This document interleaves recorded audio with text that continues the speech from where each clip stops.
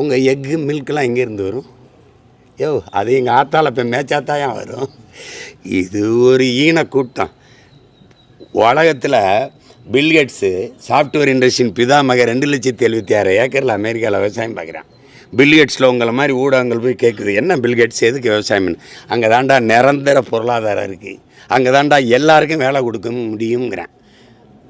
பில்கேட்ஸையே கேவலப்படுத்துகிறாங்க, நான் ஏமாத்துறேன். இவனெல்லாம் இங்கே பாருங்கள் தம்பி, ஒன்று தெரிஞ்சுக்கிறங்க தம்பி, நீ சந்திர மண்டலத்துக்கு சந்திராயனா அனுப்புகிற சயின்டிஸ்ட்டுக்கு சாப்பாடை என் சம்சாரி தான் அனுப்பணும். நீ விண்கலத்தை விண்வெளியில் ஏவு, விஞ்ஞானிக்கு சோறு என் விவசாயி தான் அனுப்பணும். இதை மூளையில் வச்சுக்கணும், புரியுதா? உங்கள் கட்சியில் 120க்கு மேல் வேட்பாளர்லாம் வந்து அறிவிச்சிட்டீங்க. நீங்கள் எந்த தொகுதியில் போட்டிவிடுவீங்க, எப்போ அறிவிப்பீங்க? குளத்தூரில் ஸ்டாலின் எதிர்த்து போட்டி போடுவீங்களா? அவ்வளவு கேவலமாக தெரியுதானே பார்த்தா?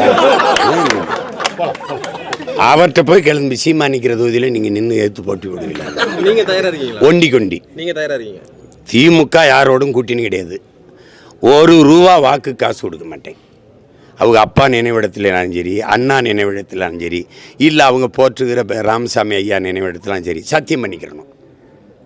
₹1 காசு கொடுக்க மாட்டேன். நான் என் குலதெய்வம் வீரமாகாளி மேலே சத்தியம். நீங்கள் சத்தியம் பண்ணிவிட்டு அவரும் நானும், திமுக மட்டும் நாம் தமிழர் மட்டும் என்னை வென்று காட்டிட்டு சொல்லு பார்ப்போம். ஏன் புலி வருதுனோட எல்லாரும் ஓடியா, நான் கீழே படுத்துக்கிறேன், என் மேலே படுத்துக்க. இதுக்கு மேலே கட்சியே இல்லை, எல்லா கட்சியும் கூட்டணியில் சேர்த்துக்கிட்டாச்சு. சர்வே 42 விழுக்காடு திமுகவுக்கு. ஸ்டாலின் முதலமைச்சராக 42 விழுக்காடு ஆதரவு. அதான் ஆதரவுக்கு எப்போ ஓட்டு காசு கொடுக்குற? அதான் ஆதரிச்சிட்டான்ல, எதுக்கு ஓட்டு காசு? கூட்டத்தில் நிற்கிறவனுக்கு வீரமோ துணிவோ தேவையில்லை, தனியாக நிற்கிறவனுக்குன்னு துணிவு வீரம் தேவை. நாங்கள் வீரர்கள், அதனால் தனித்து துணிஞ்சு நிற்கிறோம்.